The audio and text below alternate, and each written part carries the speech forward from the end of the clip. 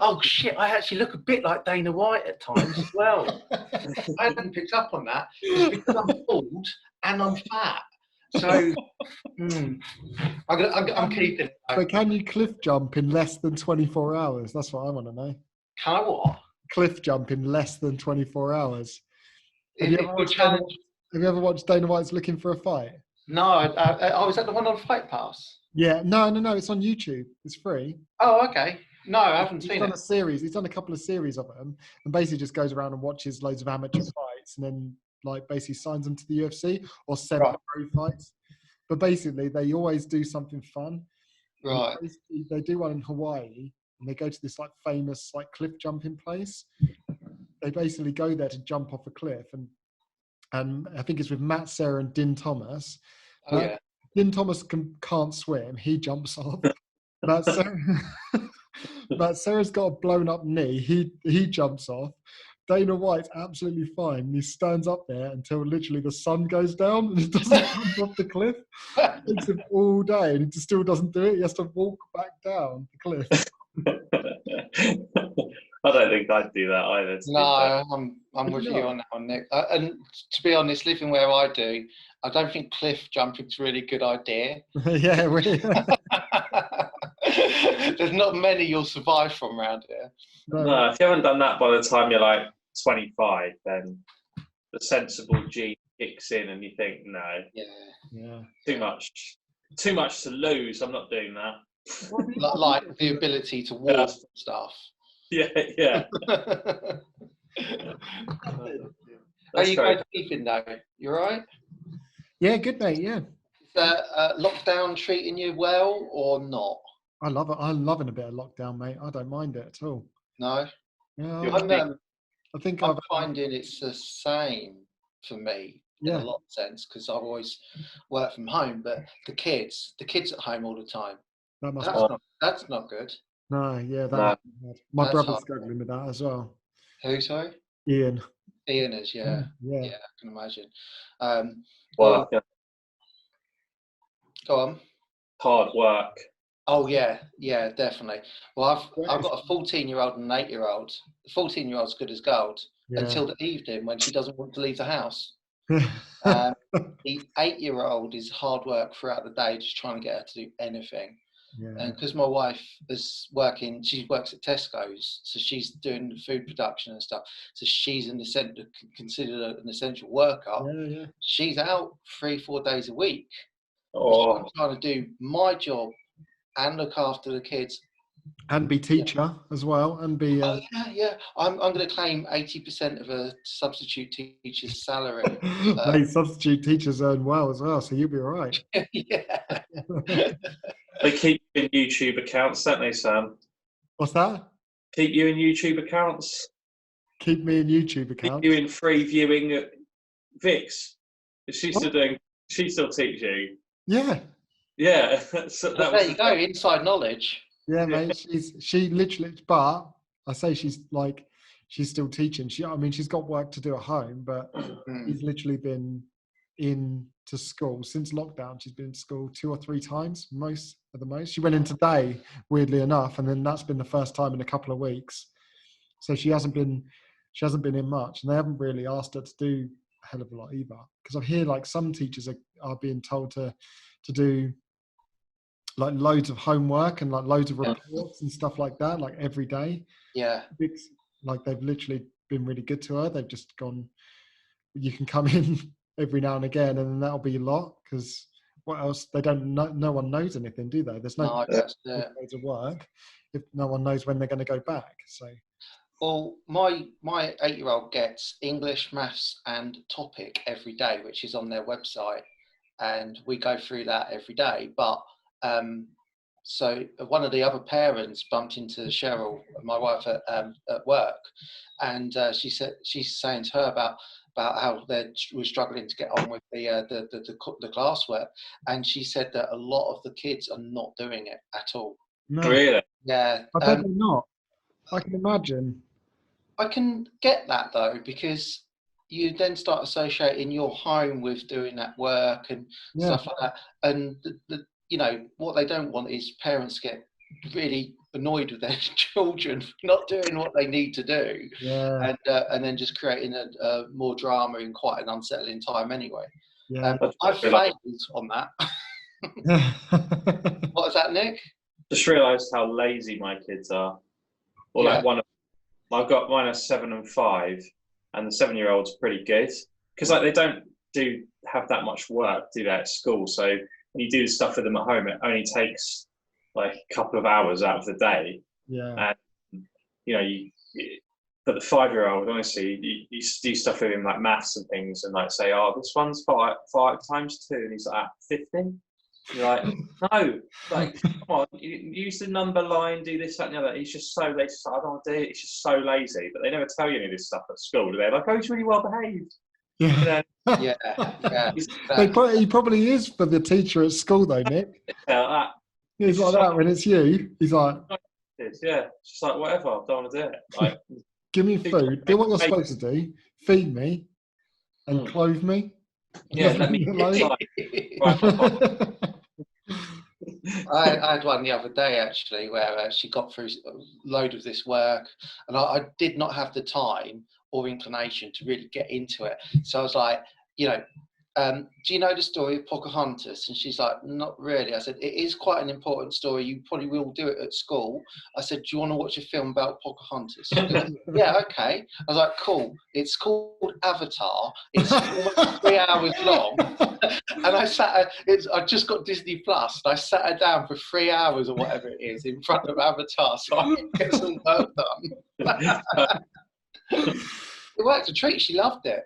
The fact you didn't go to the actual film Pocahontas, you just went to Avatar straight away because it's longer.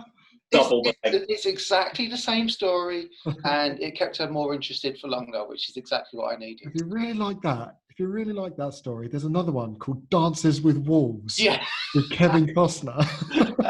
That's about 4 hours long as well. That's a great day. Lord of the Rings. Yeah.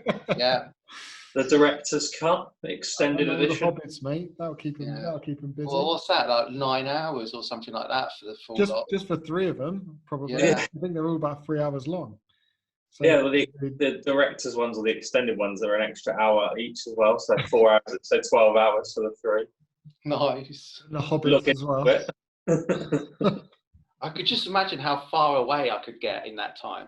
Have you seen that video? There was a meme gone out. I think Hanacha Laranja. He put it out there, and it was like a guy with his bags like running down the street, and like some bird like chasing after him. He's got like a suitcase, and he's like running during the. He's actually really good to follow. He's good to follow on Instagram. He's definitely a really good character.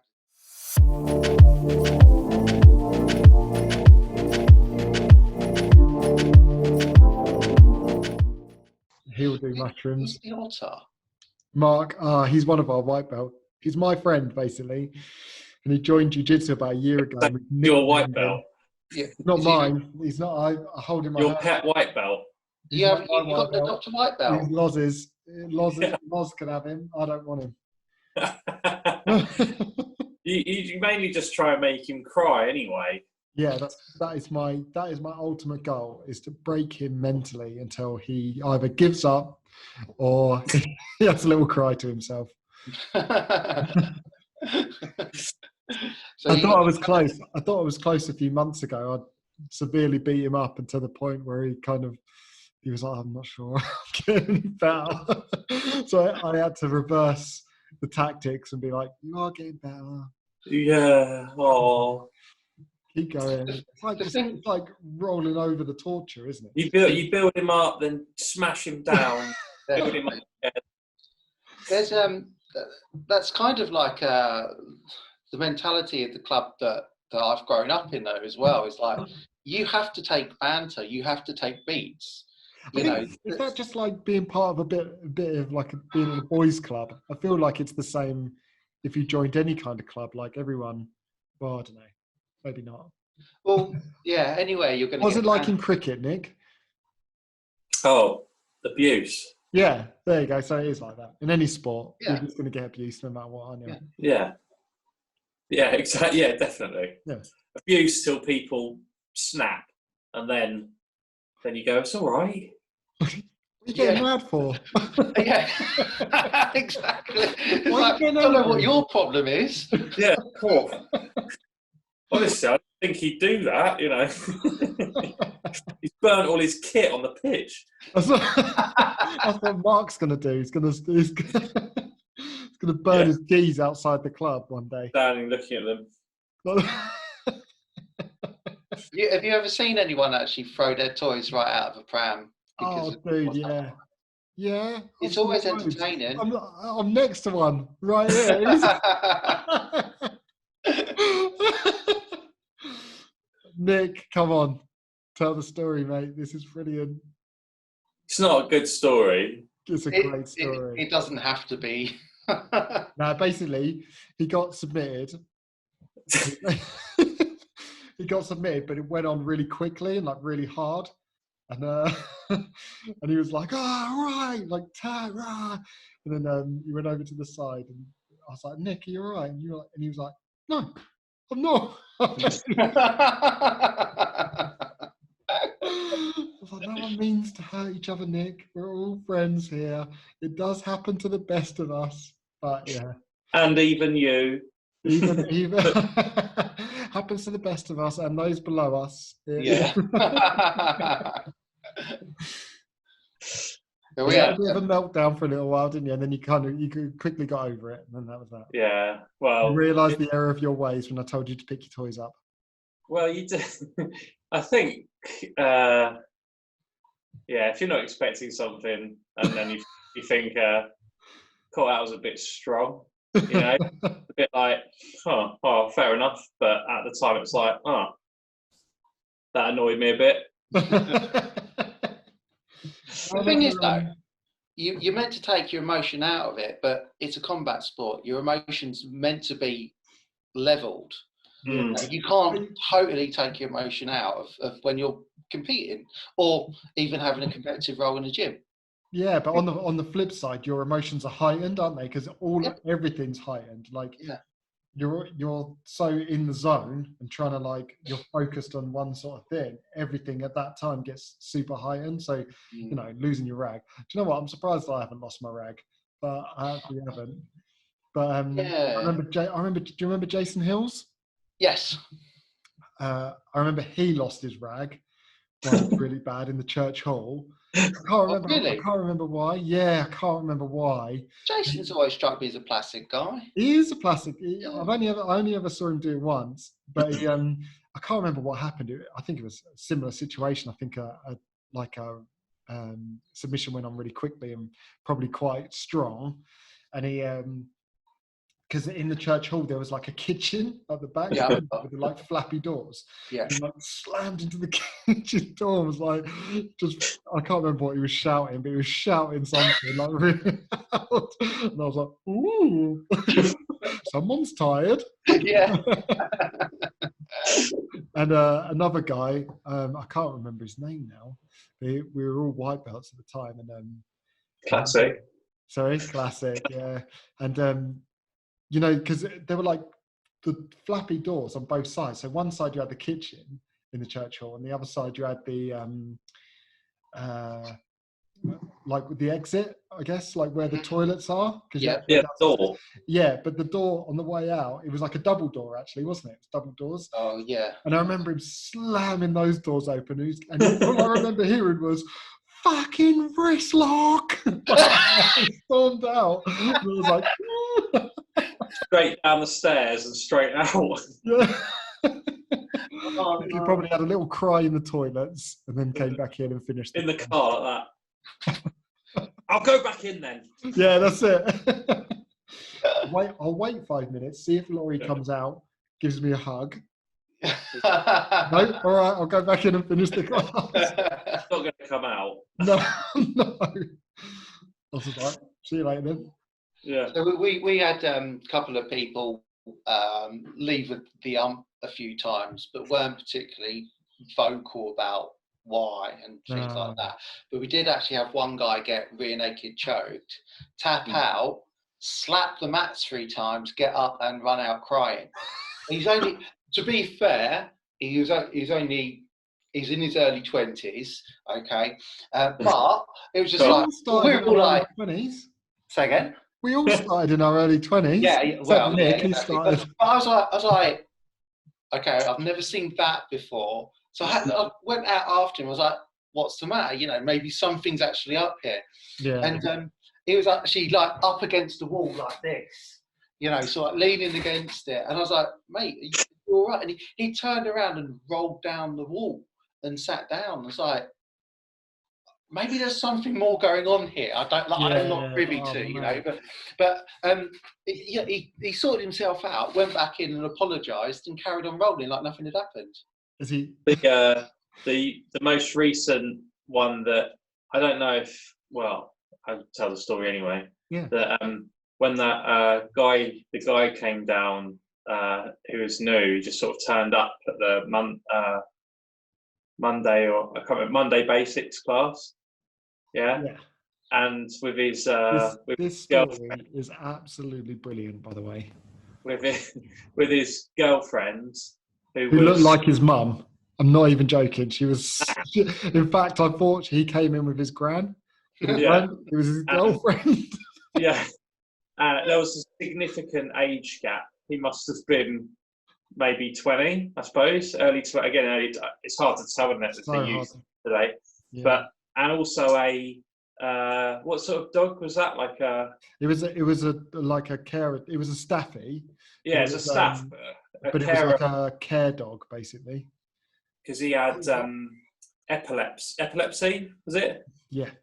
Oh, so what, like a emotional support dog type? That's it. Yeah, that's exactly it. Yeah. Yeah, and so first of all, and like Laurie's there, like, all right, you know, and he's like, all right, you know, can my dog come in, like to the actual matted area? It was like, nah, not really. He's like, one of these people who's, you know, he spilled all of like his issues and like everything, like at the very beginning. But anyway, to cut a long story short, eventually, like, so his girlfriend and the dog stayed outside, but then they came in and like were like sort of in the corner on some Laurie put additional mats in the corner for them to sit on. This dog just kept barking. Because his girlfriend / gran was like basically. If he can't see him within eyesight, he'll freak out. Basically, he has to be within eyesight of this lad all the time. So Laurie was like, "Oh God, all right, let me put some additional mats down, and you know, you can train." Like he's like, you know, he said to him, like, you know, the parameters in which you've got the epilepsy. So, like, if something you don't think, or something that's going to trigger this, like, please stop, like, don't do anything. Yeah. But because we'd never dealt with anything like that, we kind of figured that because he'd come to train, he kind of knew what he could do and what he couldn't. Sort of. But anyway, I'll let Nick continue. So his dog and his gran / girlfriend is now on the mat on additional mats on top of the mats while he's training. Yeah, but he's like, do you know what I mean? Always like calling out and like asking stuff, but like in a sort of kind of odd, you know, what, like odd, like just when it's just odd, you know, everyone sort of looks at each other a bit like, oh. Give us an example. Put you on the spot, Nick. Put me on the spot. I think something like, well, why couldn't you just stand up then? Oh yes, one of those people. You know, it's your first class, mate. Just watch, and you know. Anyway, so then, like he wanted to roll as well, so we're just doing like positional sparring and stuff like that, you know. And then he started having a fit, like in the middle of the mats. He had like a fit right there. Yeah. Right there. But then, so then the dog ran over and was like licking his face and everything, and like reviving him and stuff. Like in the middle, you know, it's just when, you know, when you're like, what the fuck is going on? What is going on? Like, I'm not trained for this. Yeah. You know, in the midst of his like episode, he like got up and started like like, because Laurie went over as soon as it happened, like, it's like grabbing. He started like attacking Laurie, like in his like. I know. Like not like gets the ref's leg like for a fix there going for the takedown. Do you know hang on a sec. I need a bit of clarity here. Who was attacking Laurie? Was it the guy having the fit, waking up, or was it the dog? The guy, not the guy. Right. But like it was like one of those, you know, when a guy's just been absolutely KO'd, and then he like kind of is half awake, and he's trying to like tackle the ref, like so it's like half-hearted and it's a bit weak. Like like the sort of thing. It was a bit like that. So Laurie just kind of like rested him down on the floor and was just like, "Are you okay?" Laurie just guillotined him. So Laurie put him back asleep. You know, it's the safest option. Then he poked him out in the corner. Like, it's all right, it's all right. And then but then he was like, so it all kind of like it was all right after that, and he kind of went away. But then he started messaging Sam about no, not me. It was Laurie. We started messaging Laurie, but didn't he ask to come on your introduction course as well? Later, but before then. So it's been ongoing, this, right? So then he was kept. I'm gonna get another beer. I want to come back. I want to train and stuff like this. And Laurie was just like, I just can't let you. We're just not set up to be able to deal with this. You know, this is after one occasion. You know, it's basically turned into carnage and like exactly. We're not set up to deal with like specific individual needs like that. You know, it's just plus like I said to Laurie to say like, what does your insurance cover? Like, what are you covered to deal with? Because you know, it's all right letting him in on a trial session as long as you're kind of monitoring him. But once you've seen him, as soon as he's rolled, he's had a fit on his first roll, like literally, and it wasn't even like we're going for 100% roll. It was like controlled. It was with someone who was, you know, it was a white belt, but he was half experienced. He was, you know, he was not someone who's going to spaz out on the. Who was it? I can't even remember who it was. Gary. It was Gary. Poor Gary. Poor Gary. Oh mate, poor Gary. But his face. I know. The upshot is the guy was all right after that. So he was absolutely fun. But you know, if your body doesn't allow you to train and put yourself under those sort of pressure, you can't do it. You can't do it, can you? No, it's absolutely not worth it. Last time I was at Tunbridge, Mike Coburn was saying that they actually had a guy on a Sunday morning have a stroke. Oh, fuck. Yeah, and had to be ambulanced out. I don't know who the guy was. It certainly wasn't. Probably this guy. yeah, he's just swapped clubs. Yeah, that's it. He's just gone around them all. Yeah, he loves it so much, but never done it, and he just wants to go somewhere where they'll let him in. Yeah, I felt bad for the kid. Yeah, I felt bad for him, but like, well, at the beginning, that's a bit when he first came. He was just really early, you know. So we're kind of there. I think there's always usually a few people in training early and stuff. Anyway, and he come in. He's like, "Oh, I get bullied a lot, and I've been mugged 3 times, and like all this stuff." Where you're like, "Oh shit, that sounds." And he's like, "I just got to do something to protect myself," and you know. And you're like, "Yeah, okay, that's fair enough." Yeah, no, like we want to help. But he was so like, you know what I mean, so full on with the reasons he wanted to come and everything. It just made, you know, when you go like, sounds a bit weird. Yeah, but you can't judge a book by their cover. I bet when you first come, I bet everyone was calling you a bit weird as well, Nick. So anything, mate. Coward in the corner. But like you can't judge, and like everyone's got their own reasons for coming. But like, so you want to help the kid, but he did seem a bit odd. And then after this, like, so I don't know, did Nick tell you he was like literally messaging Laurie, like saying like he's going to sue him and how he's out of order, and he's out of order.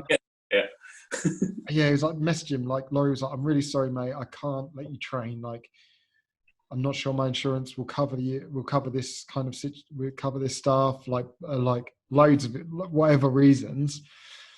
And then the kid was like, well, you couldn't control me. Is that what you're saying? You can't control me. You call yourself a black belt. You can't control me. Like stuff like that. So Lod just had to be super diplomatic and just be like, I'm sorry. And then I think he eventually blocked him because he kept sending messages like horrible messages. You know what? I'll be like, yeah, mate, you bring it on. Sue me. That's fine. Let's see how that stands up. Take all I've got. Whatever you want. Yeah. Those geese in the corner you can have. Those stinky ones. I'll tie my arms behind my back. Let's see what happens. But then he messaged you after though, like as a new inquiry, like didn't say, "Oh, I was that guy that came down." It was like, I didn't know his name. And he messaged me on Facebook. And asked to join mine and my brother's beginners course. And I was like messaging him back, going, "Yeah, mate." Like he asked for the details, so I gave him all the details, and he was like, "Oh, I can't do it anyway because." He's like, I can't do it anyway because guy at your club said he couldn't control me or something like that. And I was like, oh, now I know who you are. Block. Yeah, just ignore. That's that. Oh God, nightmare. You haven't had anything like that at your club yet, then? Say again, mate. I take it you haven't had anything like that at your club. Not like that. No, we've had. It's going to happen, mate. Yeah. Well, we've had so we've had a few people leave a little bit emotionally and things along those lines. We actually had one guy who fell out with he was actually fighting for the boxing promoter that owns the gym, right? But decided to take a fight under another promotion, and it all got ugly. And he said, "Can I come back?" And I was like, "Yeah, you can come back, but you're only training BJJ. You cannot go boxing." So anyway, he came in. He trained for a bit at an open mat, and then he saw the boxing promoter, and he said, "I'm gonna go and have a chat." I was like, "All right, good luck." And he went out, and he came back in, and he I don't know. It must be something about people in David. His eyes had all watered up, and he's like. I've got to go. I was like, what's happened? He goes, I've got to go. And he went in and picked all his stuff up. I was like, Warren, what happened? And I was like, he said, I can't train here anymore. I've got to go. I said, and he walked out, and I watched him across the road, and he crossed the road and walked down. And I was like, I might have to go and have a word with Wayne and find out what happened then. Because the way he's acting, it's like they've just had a massive blowout. It's the salt in the air, mate, from the sea. Goes to people's eyes. Anyway, the best bit was he had to come back because he forgot his phone. And he walked back in the gym. I was like, oh, he goes, can you pass me my phone? It's over there. So I handed him his phone. He's like, oh, I'll see you later. And he walked out. So, I was like, when he left, I went and spoke to Wayne. So what happened with Warren? He goes, I don't know. He walked up to me. I said, you can't talk to me. You got to go in there. You're here for BJJ. That's it. We're done. And that's all he said. Yeah, and then he went online and started slagging him off, which always helps matters, you know. Public post where like Wayne's got something like 3,000, 4,000 like friends on Facebook, and he tags him in it, And you can't. It's like, what are you doing? You absolute knob.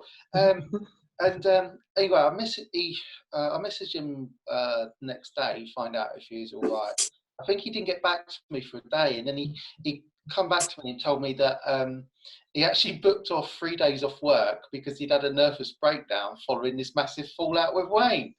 And I was like, okay, all right. Well, 3 days doesn't sound like enough either, if that's what's happened. Yeah. Had the breakdown, fully recovered. 3 days later. Look after yourself first, mate. 3 days. Take the whole week. Yeah.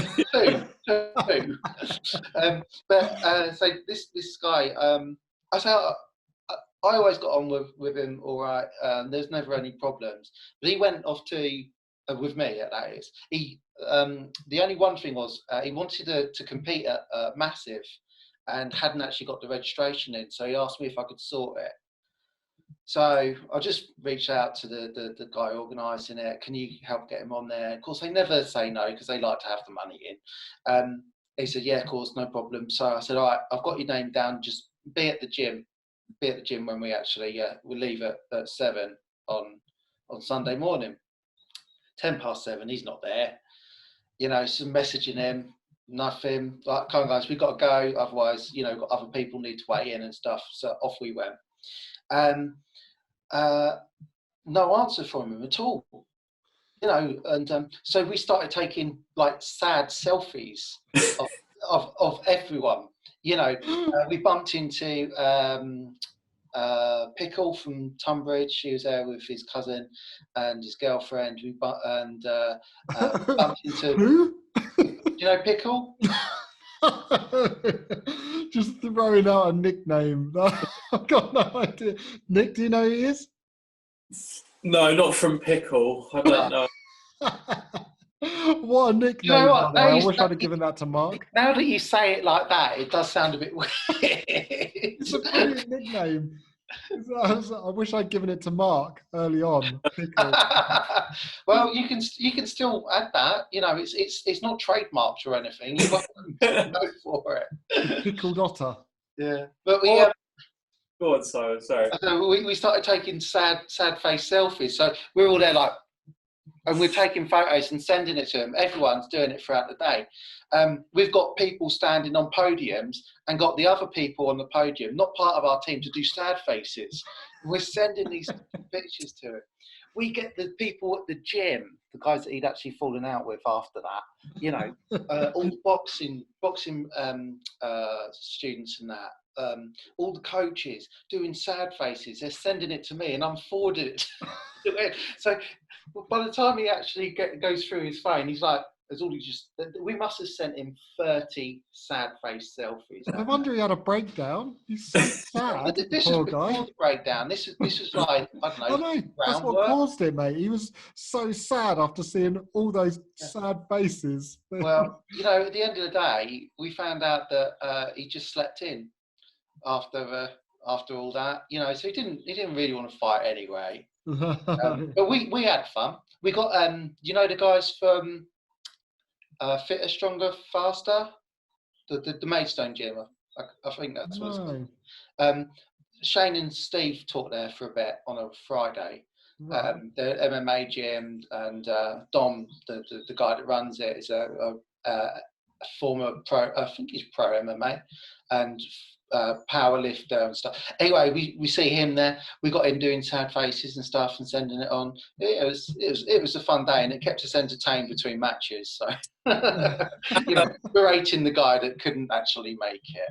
At my wedding, one of my friends turned up to the church absolutely annihilated, like, and he was there like sweating, like, and he left the church and went and then like messaged me going, oh, I've got a taxi to hospital, like, I think there's something wrong with my heart. Like, I was like, what the fuck, like cheers, but also like, thanks for giving me some weird info that's going to make me worry. Yeah. So then, all day on your wedding day, you're just worried about your mate. I forgot about it fairly quickly because I just thought, it's fine. And then he's in a good place. But then he had a seat. You know, like, he was for like after the wedding. You know, we didn't have a massive wedding. It was just everyone that was at the church went to have the food and everything. And so the people that he was sat next to, he was on like the fun table, like where there was like lots of Becca's mates. Like, he was sat next to Aisling B off the telly, right, and another one of Becca's friends. And so they took loads of really funny photos of themselves with like his nameplate and like his dinner and stuff, because it all came out. They're like eating his dinner and stuff, taking pictures of themselves. I bet you really appreciate that as well, Nick, didn't you? How much did you pay for his meal? I was like, I'll bill you for it. Yeah. But and what you said about the Facebook tagging post, didn't someone, I'm sure I saw like maybe a few months ago on the Underground, where someone wrote some really shitty post based like to Simon Hayes. Yeah, and because didn't he get banned for? He got banned. He got banned off the group, didn't he? He got banned off the group, but I can't remember what for. Oh, he said something, didn't he? One of those words Simon doesn't like.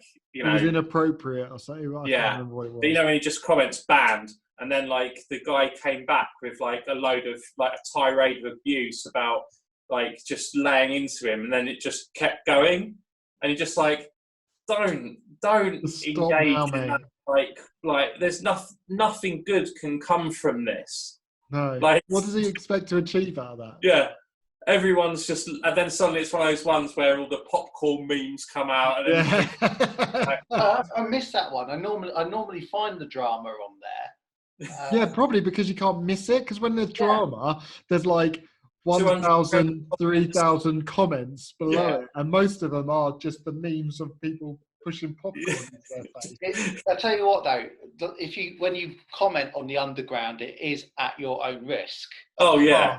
Yeah, I stay away from commenting on anything as much as I can. Even sometimes I have to check myself. I think, nah, maybe I won't say that. Well, the underground as well just seems to be full of like trolls and highly opinionated people. So if you've got something to say, you better be prepared for some backlash or like someone to say something, because.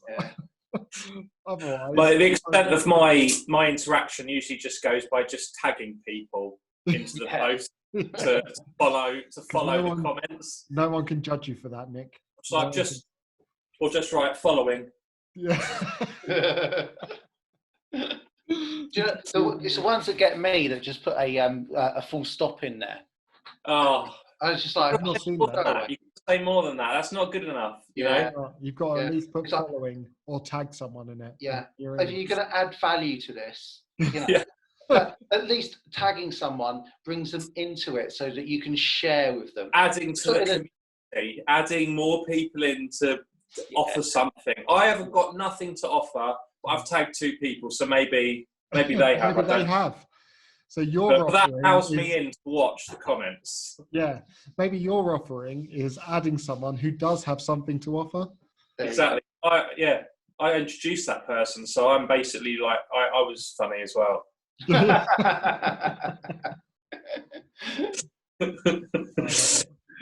the underground is so funny. It's actually now that Lee's running it. All of a sudden, I was just like, I've got to pay attention to this. Who's running it? Lee Remedios. Oh, is he? He's running it. Yeah. Well, is he actually, or was that just some sort of lockdown, bit giving him something to do? I don't know, but the whole Gordon Ryan thing was gold. What was this? I haven't seen this. Oh, you've not seen the Gordon Ryan stuff? Right. So, where did it start? Where do I start? Yeah. So I think Gordon Ryan said something about coronavirus. You know, he's not respected it, or something along those lines. Oh yeah, I've seen his. I've followed his thing. Basically, he's been out and about, and like I think he gave his dad a car during it. Been to his dad's house and stuff. Yeah. He trained with Tom DeBlass. Yeah. Didn't they? Yeah. There was like 9 of them training or something like that. Right. That was one thing, but then there came another where he slagged off a nurse on his comments. So classic. I think what it was. Abby Titmus. Say again? Abby Titmus. No, not that nurse. Christ, we're actually showing our ages there, knowing. Yeah. Yeah. I mean, who? Good joke in 2002. Yeah. So what I think in his comments, a nurse commented about how disrespectful it is, and how he should be doing this, and he basically slated her off. So someone on the underground took a screenshot of it and posted it, complaining about it, and then Gordon Ryan piped up on the underground. He's on the underground. Yeah, and just laid into everyone. And it was just like, oh my god, this is mental, and people were seriously like their backs are up, and a lot of the people that were mouthy at the start all of a sudden just backed off. Yeah. And then a lot of other people started piping up because they're getting reactions from Gordon Ryan. Yeah. You know, but at the end of the day, he did. I don't think he came out of it looking good in any way, shape, or form. I don't think he cares. He loves it, though, Gordon Ryan, doesn't he? Sorry. I just mate Nicky Ryan, so you know I could smooth it over for him. Best mates. I've seen that photo of you. Yeah, and I met him in Tesco's, didn't I? You look like his granddad. Yeah. He only came up to like there. I'm like, his mum up to the picture. I said, "Can you take a picture?" And she's like, "Oh, yeah." Yeah. I bet like 15,000 times that she's had to take a photo for someone. With her underage son. Yeah. Yeah. Gordon doesn't care though, does he? Gordon will literally give anyone. He'll chat back to absolutely anyone online, like whatever. I think that's like he loves it. I'm sure he does because he just. Oh yeah, he's totally just looking for the reactions. Yeah. He's a troll himself. He's a master troll. But like someone pointed out the other day that they attended a seminar with him, and he was like, he's really articulate in seminars, very personable, friendly, and stuff. But on like social media, he talks like a fifth grader. You know? But I guess that's kind of like social media 101 though, isn't it? It's like there's a different personality that people perceive of you online, and what you're actually like is can be two completely different things. And what you show to perceive and stuff as well. Like, so that kind of, well, they don't know, no one really knows him, especially like some people know who Gordon Ryan actually is, but a lot of people are not going to know what he's actually like unless they've met him. So so what you get kind of a perception of what you see of him online, but if it's just him trolling, then you're going to be like, oh, that guy's a dick, but he might not be.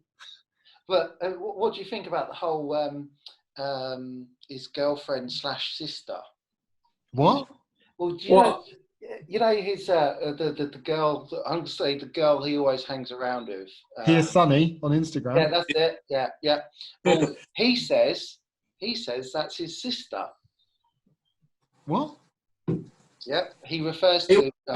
He said obviously she's not. No, she's not. She's fucking Brazilian for a start. but I don't know why that has come about as a thing. No. But there are funny memes on like Pornhub of like brother and sister. Yeah, that's for research purposes. That's more like it. I don't know about that, but Gordon's like, I mean, I want to watch all his matches. I love it when he's commentating as well, when he does breakdowns on matches as well and commentates. He's like you say, he's incredibly articulate. He knows so much. And did you see that role with him and John Danaher? Yeah. Oh, I've not watched that properly yet. I saw it. Good, man. It's well good. Yeah. It's really, really interesting. And it was funny, wasn't it? Because people were like trolling John Danaher, weren't they, for the role? Like, and it looked like Gordon Ryan was like taking it easy a little bit, but like Gordon Ryan just put on the bottom, like he's got like no knee, he's got something else wrong with him. He's like completely his hip. That's it. He's had a complete hip replacement. Like, what do you think he's going to roll like? Do you think he's going to roll like some like 20-year-old white belt who's just flapping about all over the place? Just leave Mark the Otter alone, will you? White belt like Mark Wright, flapping all over the place. Well, Danaher was saying before he actually got the surgery, he was trying to walk from Henzo's to the subway, and he couldn't even make it half a block without having to stop because he was in that much pain. Oh. Yet that is a guy that has been on the mats every day for the last God knows how many years. So his pain threshold is probably pretty high. Yeah. He's a bit strange in his own sense, though, isn't he? Yeah. But you have you seen his Danaher's things about his knives? No, I did see him when him and Gordon Ryan went out to dinner, and John Danaher was just cutting a piece of paper with a knife, and then he was like. He's got a thing about knives. Apparently, like he lives in like some like basement like apartment in New York by himself with like his knife collection. It's what he collects is rash guards and knives. Oh my God, he's the scariest man alive, I think. Yeah. But you see those pictures of him back when he was in New Zealand, looking like Johnny Bravo, you know. Yeah, mate, with his bum bag and his There's another Instagram account in there, Don Jonaher. Is there? I've seen that one. Oh, very funny. I'll have to follow that. That's awesome. I like the other one that they did, which I think it's called the abbreviated Danaher, where it basically takes a John Danaher post and turns it into a one-sentence equivalent. Someone should do an abbreviated John Danaher instructional, because I find those very difficult to watch all the way. Well, yeah, did you see the freebie one that he actually dished out? No. So when the lockdown... Was that the one where everyone was taking the mick out of him for doing the... he was like doing ghost rolls. Ghost shoots. Yeah, that's it. Yeah. Well, he talks for 45 minutes about a shrimp. Oh, God. You know? And it's like, by the time he actually gets to showing you what a shrimp is like, you've got 25 minutes worth of theory. And it's like... This is hard work, you know. And then you start looking at it and like, hang on, this is volume 1 of 4.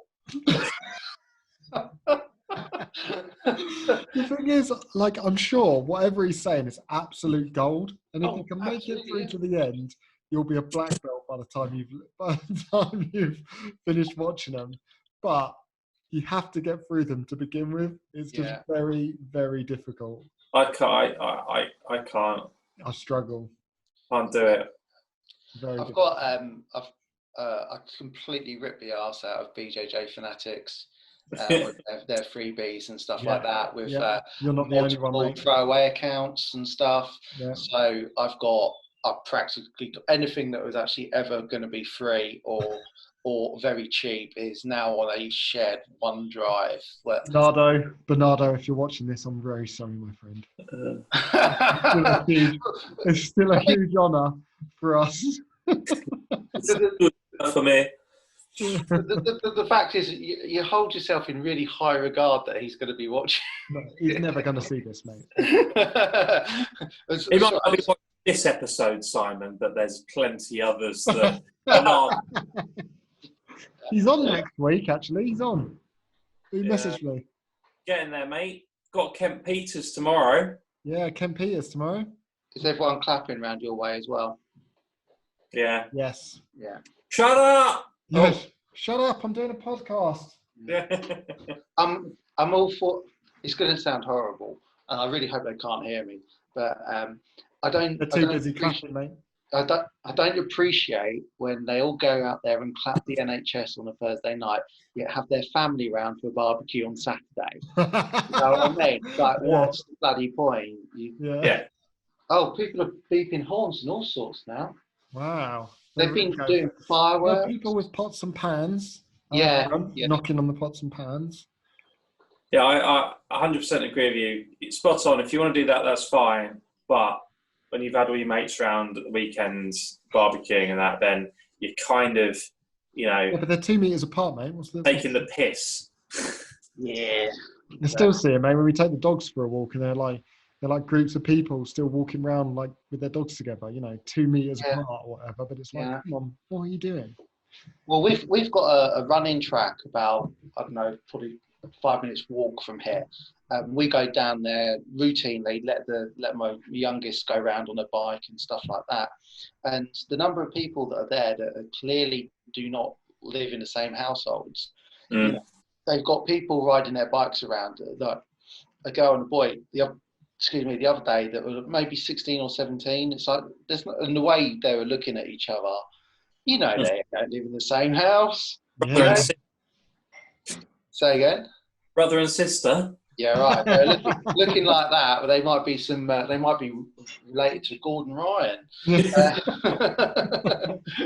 But we go out most most Sundays for a fairly long walk, and we're on the way back, and there's people that have clearly met up in an alleyway, just to sit with each other and stuff. And it's like, guys, I get it, but you're not really meant to be doing that. Oh, it's mad, isn't it? But it's difficult times though, and I don't want to judge too much. Have you seen those? Have you seen that? I think there was a post going around. Do you know what? I didn't actually read it, so I'm just probably going to misquote it really badly. But there was a gym. I think there was a gym in America that had Tanner Rice. Yeah, and he was not getting any support from the government. He was not getting anything. So he was like, I've got. Tanner Rice, Tom DeBlas, Gordon Ryan. And if Gordon's big on, the theory, everyone's being a sheep listening to the government, and the government this, that, the other, and there's going to be vaccines and this, and Jeff Glover as well. Oh, if you think you're going to give me a vaccine, then that's not going to happen. Yeah. And I sometimes, and this whole stuff of the flu every year and people die from that and this and that. I just think I'd rather be safer than sorry, or potentially have otherwise you go into a rabbit hole of conspiracy theories, don't you? Where does it end? I mean, or you go, oh, actually, shit, it was quite important that you didn't go out or train and that for that couple of months. Now everyone's fucking dead. Yeah. Well, that's the thing that bothers me. So my mum works as a nurse in Folkestone walk-in centre. Now that's a cold hospital. They don't have coronavirus patients there, but they're there to actually deal with everyone else. Now, if she gets that and it's asymptomatic, she could pass that on to all the other people that don't think they're going to a place that doesn't have corona. Yeah. My nan and my dad are both diabetic. My wife is asthmatic. And the last thing I want to do is go out somewhere, risk catching it and giving it to someone else. Yeah. Even if even if I'm all right, good. Thanks, but I possibly have just killed someone else's relative down the line. Yeah. I don't want to do that. I don't want to be responsible for something. And it is shit for everyone. We're all the only sort of saving grace that how I feel about it is that everyone's in the same boat. We're all kind of on pause together. It's not it's not like it's one person. So one person, your business is going to suffer this and that. We're all in it together, kind of thing. So I just think it's a little bit because Tanner Rice, Gordon, all those people, people definitely will listen to what they're saying, look up to them and stuff, and they're doing classes or whatever. I can't see lots of people turning up. Maybe they will, I don't know, but people just... I wonder, he must, I don't know, because I don't know, like I said, I haven't read it, so I don't know if he actually, he's not one of those guys that doesn't believe coronavirus exists, but I know it could he's basically saying, look, if you got it, don't come. Right. Come, we can train. Yeah, I saw Keenan was posting as well, what are the... Gordon was bragging him off as well, wasn't he? Because Keenan was having a go at Gordon about training with Tom and everyone. Right. And then Gordon just posted, didn't he, going, fucking Keenan, now he's suggesting he might open his gym. Now he's realising he's got all these bills to pay and this and that. He's only just opened his gym as well, isn't he? I know. Oh. And I can't imagine it's a small facility. I bet it's a big... No, it looks huge, actually. Is it? I've not seen it. Legion, isn't it? Legion. Yeah, that's it. It does look big. And to be honest, opening up in San Diego is quite a ballsy move as well. Yeah. You've got there. Fuck yeah. It's Mecca, isn't it, now? Yeah. It's basically the place to go if you want to be... And expensive. I'd love to go to San Diego just for a couple of weeks and just hit them all up training. We talked to Panda about it, Panda's Odyssey, because he went out there to San Diego, this Canadian dude, and he was saying it was $30 for a day pass. How much? Yeah. $30 for a day pass. That's doable. Yeah, but how many gyms are there? He said 8 hours. There's basically 8 hours of training a day at the sort of academy. Yeah. So you can pick and choose what sessions you do. You buy a day pass for $30, that's what I was going to say, because, like a lot of the gyms, whenever I see things about the monthly fees and stuff, they're like $200-300 in the States for their subs. They're super high.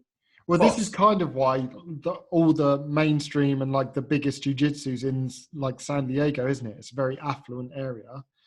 They can charge what they feel like their value is worth. That's a lot, isn't it? Money. That's a lot of money, mate. Yes, a lot of money. It's not that far. What is it? 250 quid?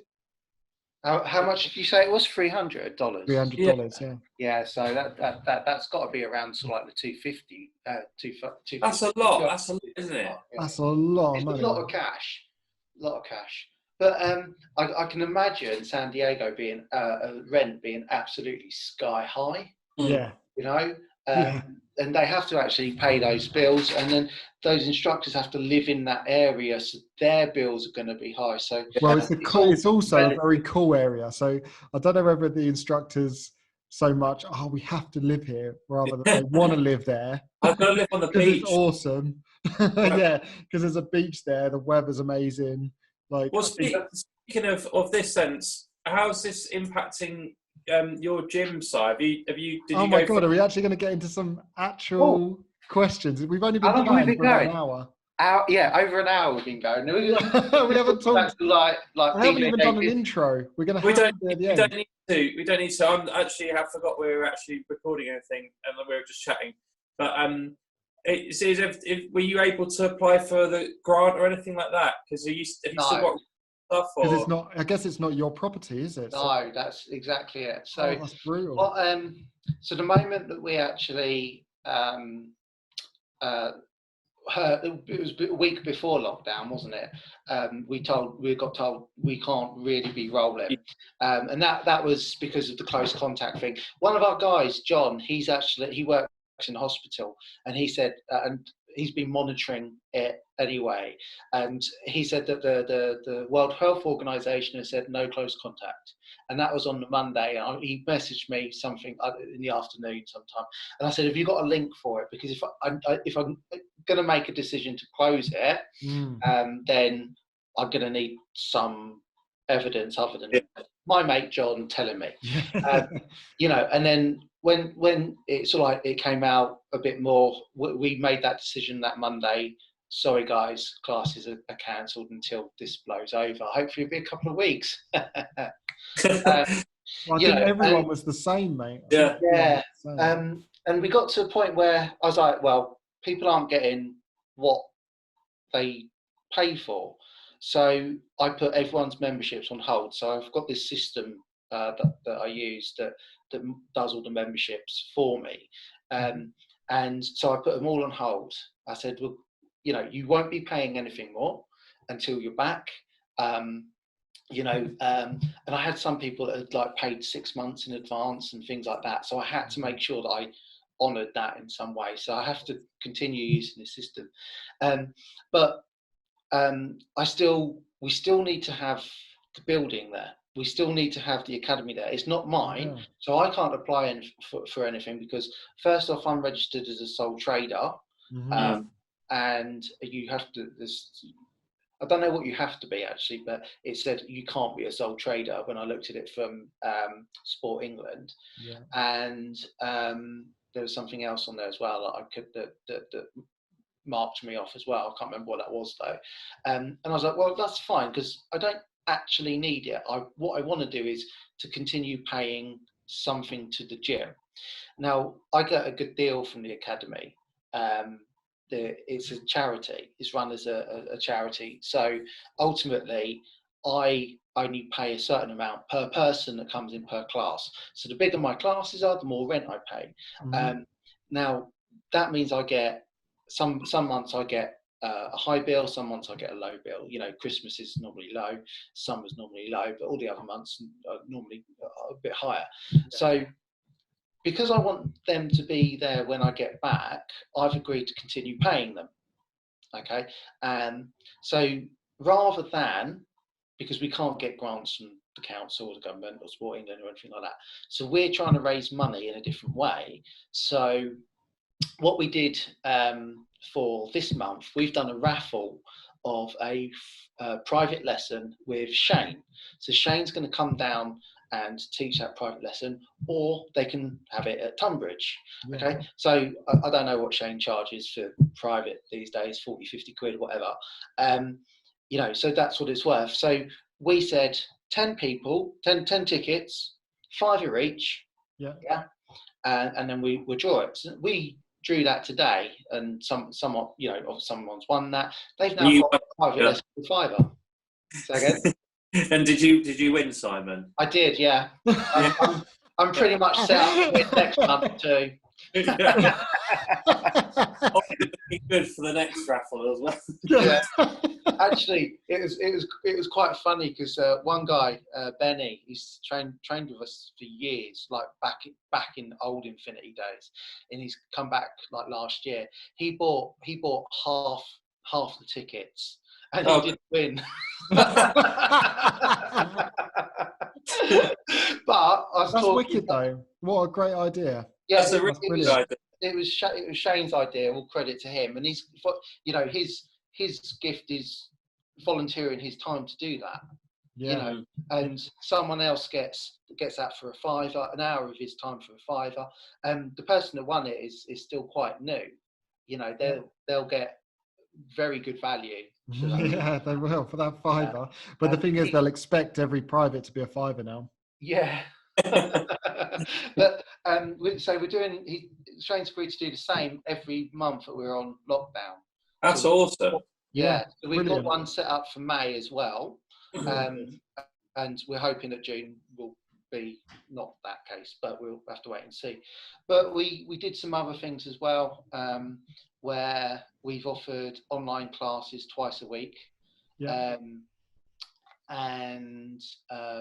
private lessons, online private lessons from Steve and myself. So ultimately, this month for April, we actually paid slightly more than what we'd normally pay in rent because of how much we raised. Now, the guy that runs the academy, Wayne, he's not particularly money orientated. He's very community orientated. I'm not entirely sure if they've been furloughed from work, but he does a couple of different jobs. One is he's a firefighter. I think he's standby firefighter actually, and another is he's a teaching assistant. So that one's not around. But the firefighter I think is still ongoing. But his wife also, I don't think she's working. She's got two. I think she's got 2 kids at home. One's youngish, one's a bit older. So you know the pressure's on them to bring money in to pay for that when they've got no one coming in. Now I've got the benefit that's it's not. I've never done it for money. It's always been a passion project. It's always been a sideline. If I make any money out of it, I'll pay some of my hobby. I get gigs out of it. Like that. You know, I don't actually take a salary from it. So my own job actually pays for what I live. Although I was actually asked recently if Infinity Legacy is a front for my Coke business. Who asked that? And I was like, what? I was like, this is because I bought a new car. Like, no, mate, no, it's not. Bought a new key. But yeah, so it's taken some pressure off them that I can still do that and pay. I'm not out of pocket by doing that. We've given things to our members and things along those lines just to make sure that we're keeping that place over our head. Now, I think that's a really good idea. Yeah, absolutely. Other people can do the same, you know, because the academy is used by other boxing coaches. Thai. There's it's called Slam Fitness there, which is I think it's like a CrossFit type thing. And there's dancing, kids dance class as well.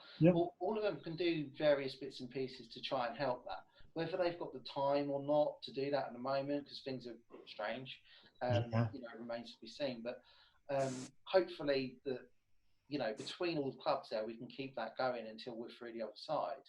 I mean, worst case scenario, if they shut down, I've got my mats and I can just go somewhere else. That's the shittest. That sounds horrible, but ultimately, I could walk away and not worry.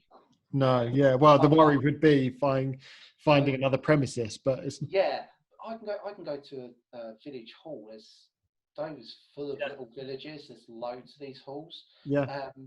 But I don't want to do that. So when I got involved with the academy, I went there because they said that they were setting it up. They were setting it up, and they were looking for instructors. So I said, well, look, I was running Dover Grapplers next door at the weights room, and I said, well, I've got these mats. I could come in and and whatever, and we had a chat, and things seemed quite good. And then he's got quite a similar attitude to me. It's a passion project. It's about bringing things into the community. Because this is the owner of the building. The owner of the academy. He actually rents the building. Okay. But he's got a similar attitude to me, which is a bit more about the community and charity and things like that, where it doesn't you don't have to make money off of it. Although sometimes that's nice, it doesn't always work out that way. No. So would I do it if I made money or not? Well, I don't, and I still do it. So you've got to have a little bit of a business head on you, because otherwise you're just not paying. Do you know what I mean? Because you need to cover the costs of your rent. Because what happens if, I don't know if you've spoke to the guy about it. I guess if he's not too money orientated, it doesn't really matter. But I guess if you didn't have anyone in for a month, not that it's going to happen, but if you didn't, then you don't get charged. Is that how it would work? No. So I don't. If no one came in at all, I wouldn't have a bill to pay. Yeah, that's great. Yeah, that seems mad, doesn't it? Yeah, but I still don't like the idea. I mean, if he's using the room, that dojo, although the matting's down, that's mine. Yeah, the Thai boxers use that room as well. Yeah. Now, I said that's okay. They could use that. That's fine, as long as they respect the mats. And we've had a few instances where I've actually kicked off about dirty mats and shoes on the mats and stuff like that. It's an issue, mate, isn't it? It's an issue. I remember when we were at Olympians, it was the same. Where it was like, when we were inside another gym, obviously the mats are they were just on the floor, so people thought they could just use that matted area for whatever. And then me and my brother had been in there a few times, and we'd had like dirty dog paw prints on there, like shoes. Nice. Yeah, and we were just like, Well, that guy might be down there from before then. Dirty dog print. He probably got kicked out of there as well and sent them nasty messages. Yeah, he probably threatened to sue him as well for not being inclusive.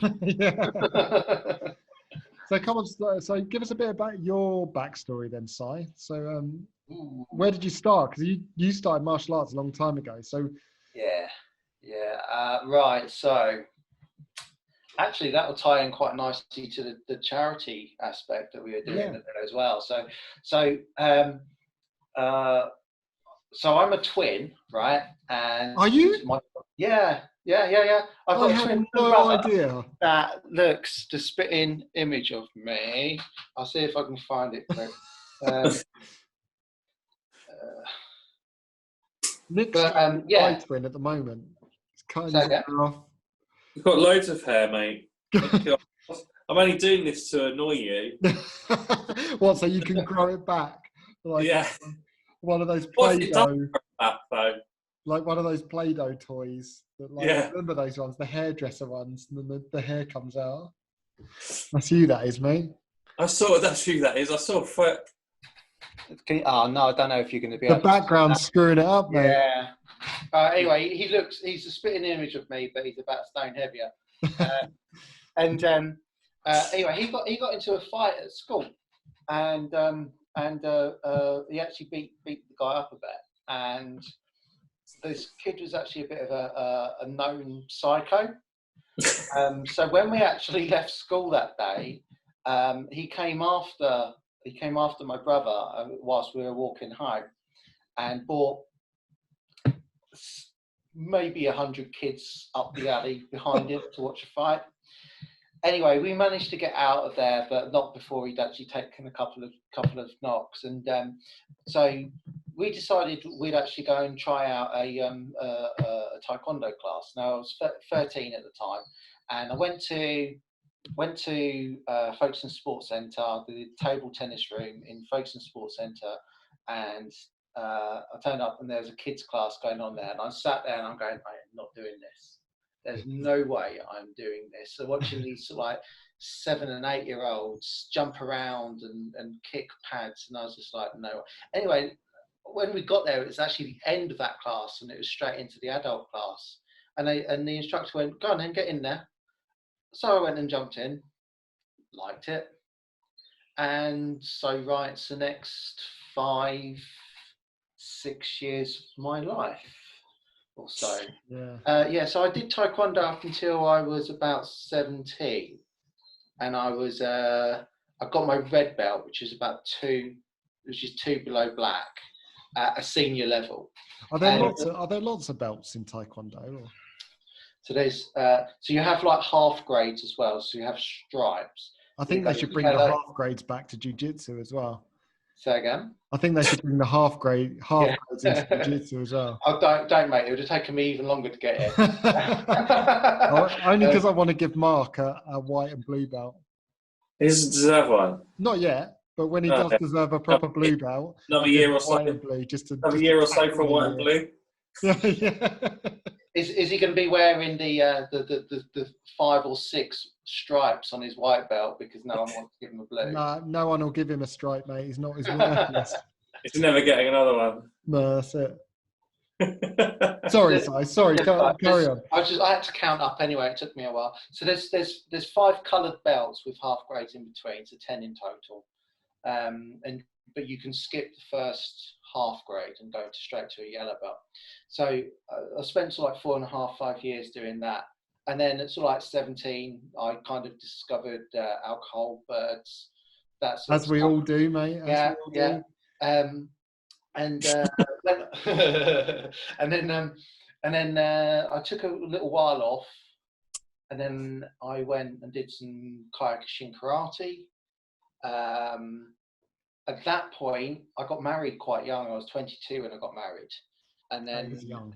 Yeah, especially these days it is really young, but she's still around, so I must have earned enough money. And then I did a bit more karate. That was Shotokan. I was living in Margate at the time, and then I went back to taekwondo for a while as well at Sandwich. And then when I was 26, my daughter was born, and I realised that I was the heaviest I'd ever been, and decided I didn't want to be that fat, useless dad. Even when you were doing all those like combat sports, when you were doing karate and stuff like that. I'd dip, I'd do it for a while and I'd come out of it. Right, it wouldn't fit right for me. I remember that in taekwondo, when I went back the second time to Sandwich, I went in for a competition, and the guy absolutely he was annihilating me. He was winning. It's only like a local thing in Ashford, and he'd done a spinning kick, and bear in mind we actually wore the head guards, right? And as he came out of the spinning kick, I hit him with a turning kick, and I broke his jaw, and I really didn't like that. No. You know what? It made me feel I didn't want to go back after that. You're too nice, Simon. Sorry? You're too nice. You should have. I know. I've been told that a lot. but So when I actually became a dad, I decided I was going to go back, and I went back to my original instructor, and I was there for about 18 months, and I got my black belt, literally, I was starting to take the classes of the Folkestone club. So he basically wanted to retire and leave me to deal with that. And basically, he'd take the money and I'd do all the hard work. Or he built the club, and he was in his 60s at that point. But I had enough of a life to keep living, and I got made redundant. Not made redundant. I got my contract came to an end at Pfizer, where I was working at the time, and I was out of work for a couple of months. And he really helped me out. He said, it's like, don't pay until you can afford it, which did, But when I got a job, it was in Andover, and I was living down there for 5-6 days. For like four nights a week, and he did not like it. He did not like it because he had to come back and run his club. And he said a few things about me in front of people that did not sit well with me, and so I decided not to go back to it. At the same time, I'd already started training jiu-jitsu. A friend of mine that I've been working with at Pfizer had told me, watch the UFC. If you like the stand-up stuff, which I was doing a taekwondo, stand-up. He said, you'll like it. And I did, and I was watching it, and good kicks though. Yeah. Good You keep your hands down here, so you keep getting punched in the head when you try and do it for real. My friend was going, watch UFC, and I was watching Forrest Griffin and Stephen Bonner. Oh God, I remember that. And I was like, oh my God, this is amazing. So I started watching it, and I watched every time they'd hit the ground, I'd be like, stand them up, pussies. And I watched the Ultimate Fighter series and stuff, and I bought the box sets, and I got onto series 4 with Matt Serra. Yeah. And I these also, and also bought all the box sets up to 7. Yeah, I think I was around there or thereabouts when I stopped. I stopped about 20s or whatever. But I watched the one with Matt Serra, and I was like, what's this ground game shit that he keeps doing? It's like, but he's doing it quite well. He's all right, that Matt Serra, mate. To be fair, he's not that bad. No, he's apparently he can handle himself on the ground. And I was like, I'm gonna have a look at that, and I couldn't find anything locally, so I bought Matt Serra's DVDs. My missus got them sent over from New York. Yeah, and it's probably the only place you'd be able to get them. Yeah, I don't know what I've done with them now, but I worked through them, the basics on them, and you probably lent them. You probably lent them to someone, Simon, and then you've never ever got them back. Probably you, Sam. How dare you? Just because I've still got my brother's Jiu-Jitsu University book that he lent me about 4 years ago means nothing. That does remind me. I think my one of my Carlos Gracie book is still at the CGA. Somewhere, mate. It's been passed around from pillar to post, that book. Is that the I used to remember you putting messages up saying, who's got my book? And everyone's like, I've got no idea where that is. It's just like, that's quite expensive book, isn't it? Yeah, it was 25 quid, and it was limited print as well. So whoever's got that, good work, well played. Yeah. My brother was teasing me the other day that he said that he had my Andre Galvao book, and I honestly, that book is worth about 500 quid. Oh, you can't say that. That's the one, mate. Mate, that's worth about 500 quid. That book. It's mental. So, the other one, Simon. Oh, sweet. I've got a gold mine here. That is awesome. Yeah.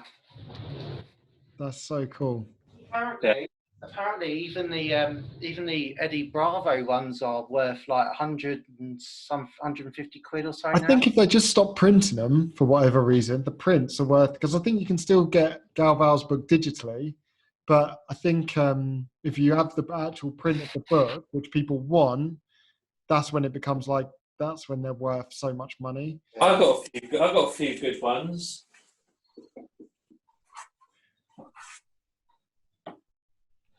What is that? I can't. It's breaking up for me. The world's most fantastic freaks. No, Nick. Mate, you whack off to some weird stuff.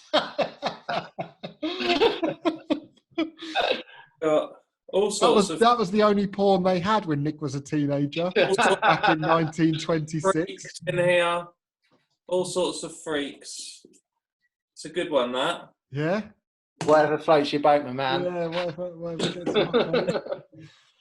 That was about as sophisticated. That was about as brother versus sister porn as Nick got in 1928 when he was a teenager. There's the three-legged man, the four-legged woman, Siamese twins, midgets and dwarfs, the limbless wonder, fantastic fatties, feral children. All right, enough. Luminous people. What does that even mean? Luminous people. Yeah, I'll update you next time. Yes, please, mate. Please, I'd like you to read a passage for everyone next podcast from that book. In fact, you could do a whole new podcast. Have you heard the podcast? My Dad Wrote a Porno. I haven't yet, but I've heard it's very funny. It's really funny. But maybe it could be Nick reads the Freak book, and you could just read a passage from that every. I'm so busy with everything I'm doing, so probably unlikely I'll start my Freak book podcast anytime. Sorry, Simon. Carry on. Yeah, where was I? So you got introduced to jiu-jitsu through the Ultimate Fighter. Through Matt Serra's DVD. So because I was running the Taekwondo classes, when I got to the end, I could pretty much do what I liked because the instructor would disappear. So I got people doing a little bit of grappling. And the little known fact, a black belt instructor by the name of Stephen Stanley was training with me at the time. Right, wow. Yeah. So it wasn't a black belt at the time, though. Of course not. That. And Steve was a blue belt in Taekwondo. I think when I left there. What? Was he already training jiu-jitsu, Steve, at that point? So Steve started training traditional jiu-jitsu in Dover. Shout out to the cowboy.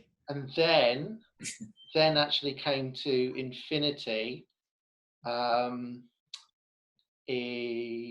about 6 months after me.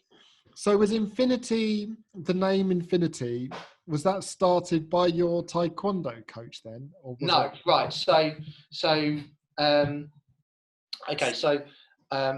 when I left there, and I'd already started training with Shane. Now that was in Whitstable. So I drive over to Whitstable a couple of times, and then I think the second time I was there, he told me that they're opening up a club in Dover, and I was like, oh, brilliant! I was like, this is what a result! And I was like, I can't, because I'd looked for jiu-jitsu before and found absolutely nothing locally. That we are going back 12 years now. I actually, although I know how long I've been around, you actually forget how long that actually is. Oh, it's, but like if I think back to 10 years ago when I started and how small jiu-jitsu was and how little people knew of it. Yeah. To now, it blows my mind. So even further back than then, I just can't even, it must have been. No. Well, they started up in Folkestone Road in Dover, and it was a little place above a used car garage, and we'd have to walk up these rickety steps that occasionally someone would fall down. Ali Wilkie? Yes. Yeah, he fell down those steps. We trained there. We actually had some good times there. People that are around now. So that's Big nice. Jim Lane, he started there. We had just Steve Stanley, as I mentioned. Paul McGinty that runs Silverbacks. Yes, yeah. He was there. I'm trying to think who else. We had a few people come down from Ashford Valtudo. Yeah. I didn't even know what that was at that time. You know what I mean? Ballet Tudo, yeah. Yeah, I had no clue. Because I do UFC. You know, I got in it for the MMA. Okay. I remember before I was into UFC, I remember watching that documentary. I can't even think what the name of the documentary is called, but it had like Ben Stewart and Lee Remedios on it. Yeah. And it was on Bravo, the documentary. Do you remember this one, Nick? I don't know about that. No, there was a documentary, and it was about basically Ballet Tudo, like cage fighting, and it actually had I didn't know them at the time. I had no idea who they were, but I remember it having, because I remember it said they were from Ashford, and I was like, oh my god, that would have been kind of, because I remember Ben Stewart cornering John Weir when he fought Michael Bisping. Yeah, must have been around that same time. Yeah. Because that was, I don't know if that was like, that was quite a big, I don't know if it was at the Albert Hall or something like that. Yeah, I don't know, because at the time I remember MMA, because I remember Lee Remedios from that documentary. That is, he fought on UFC 34 or 38. He did, like but before then, I don't think they could get licenses in the UK to fight Ballet Tudo, like no holds barred fighting. So he would have to fly out to somewhere else, like another country, just to fight. Because I remember it shows one of his fights, but I think one of his fights, he just punches the guy in the dick until the guy's like, he just taps out. I think he like grapples him and just literally punches him in the dick until the guy's like, fuck. And I remember watching that thinking, this is savage. That was one of the earlier ones. Is it Joe's son, where he just gets elbowed in the nuts again and again like that? It's absolutely mental. I've never had any interest in being punched in the face. Me either, mate. No, it's not really appealing at all. No. But, and as you get older, it becomes less and less appealing. 100%. Yeah. Definitely. But yeah, sorry, carry on. Another tangent. Yeah, I keep forgetting where I am. So you were in Infinity. Oh yeah. Like where did the name? Yeah. So Shane had come up with the name of Infinity MMA. So when Shane opened up the place in Dover. Yeah. Well, Shane at the time was 2 or 3 stripe blue belt. Okay. Right. And at that time there was no skills in this sort of grappling in the area. Yeah. And so it was like you know, if you'd hear rumors of purple belts and they were like rocking horse shit, you know what I mean? Yeah. Like oh my god, mythical creature, purple belt, you know. And at the time we've talked about this before, and we've said like how, you know, our instructors or whatever, they were blue, like Laurie was a blue belt, you're saying Shane was a blue belt at the time, our instructors, and like you never really got to see the higher levels. And like now white belts come into the gym and like there are black belts on the mat. Yeah. And every other color under the sun that come in all the way through. So they kind of have an idea where the scaling is. Yeah. And like back then, because you didn't know what a purple belt was like, because you think, oh God, if a blue belt's this good, can you imagine someone who's a purple belt? And you're like, oh, it's almost mind-blowing. Well, we'd have black belt jiu-jitsu judo guys come in, and you know, we'd actually see like 2-3 stripe white belts smash them, you know, and until they stood up. That sounds about right. Yeah.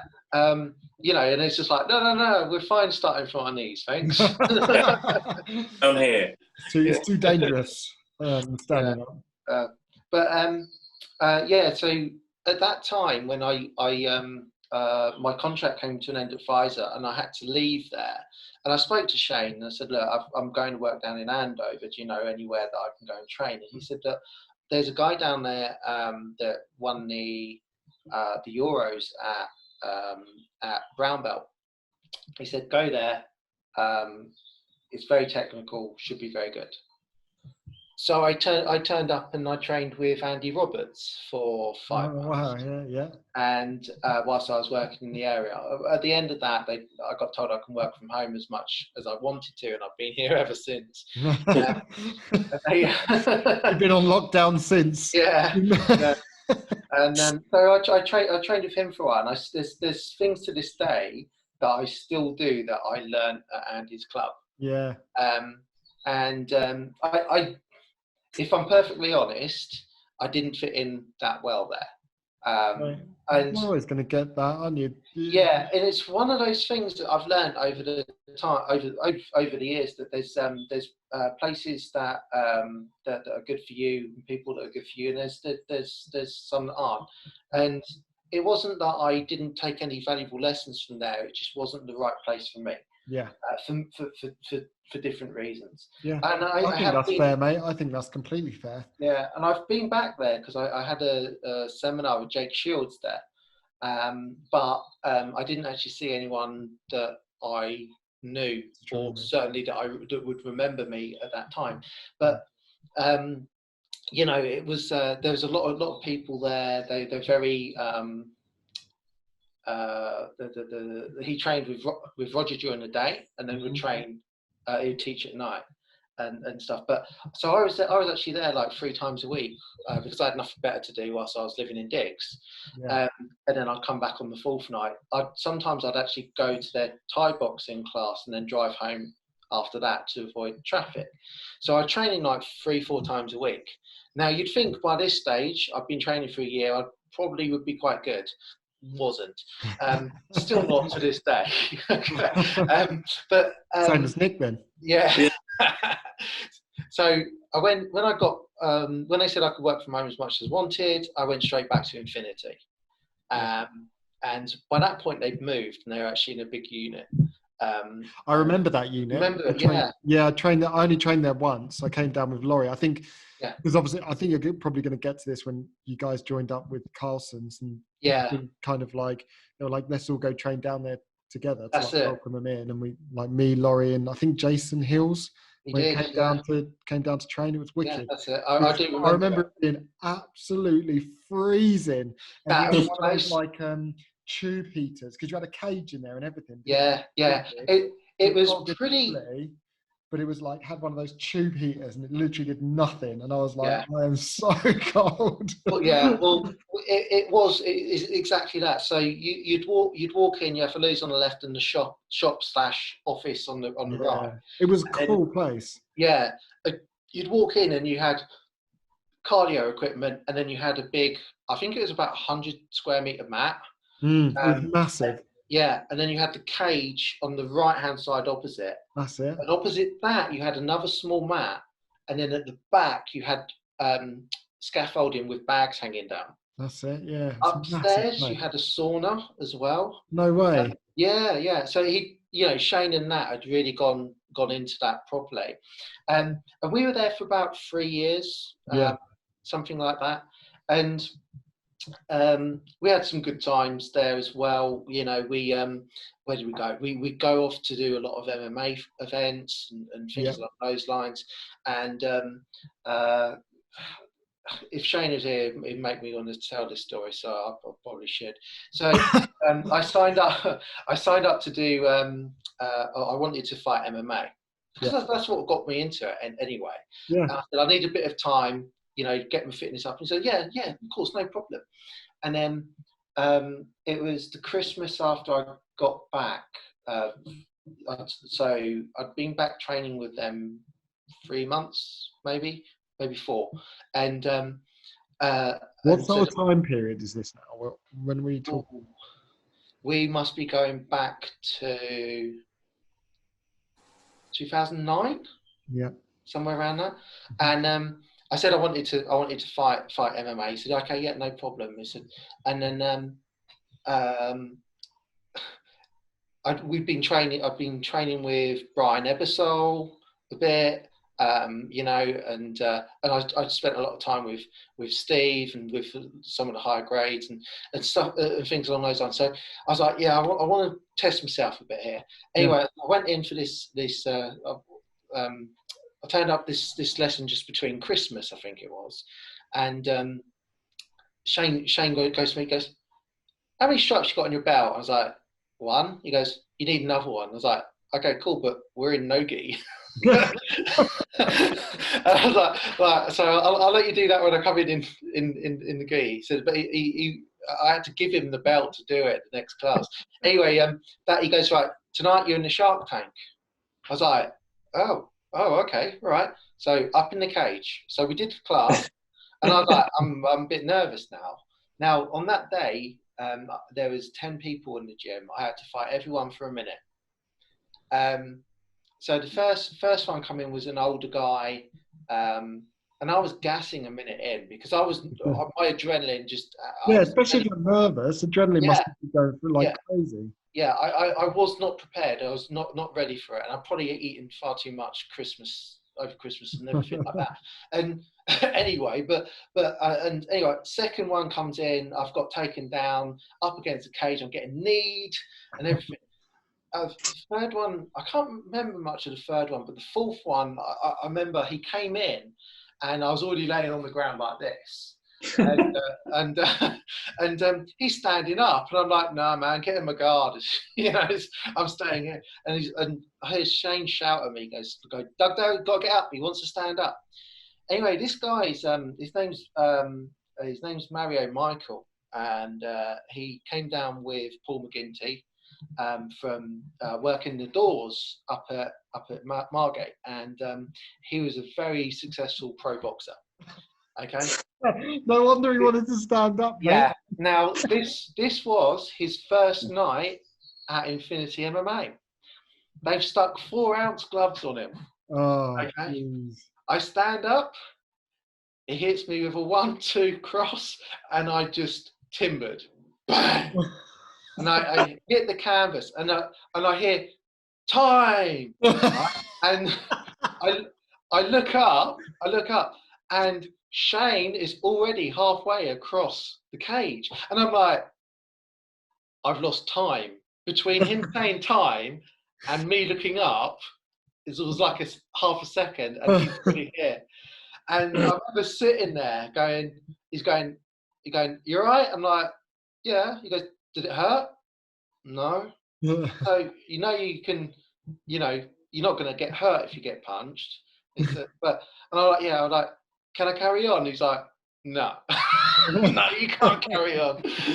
Anyway, I had a really bad headache for about a day or two. Oh, but yeah, unfortunately, he said that after that I could go in and do an MMA fight. Unfortunately, I was due to fight in February, but I think it was mid-January, I pulled my shoulder out. So, and I never got round to doing it. No, thanks, mate. Yeah.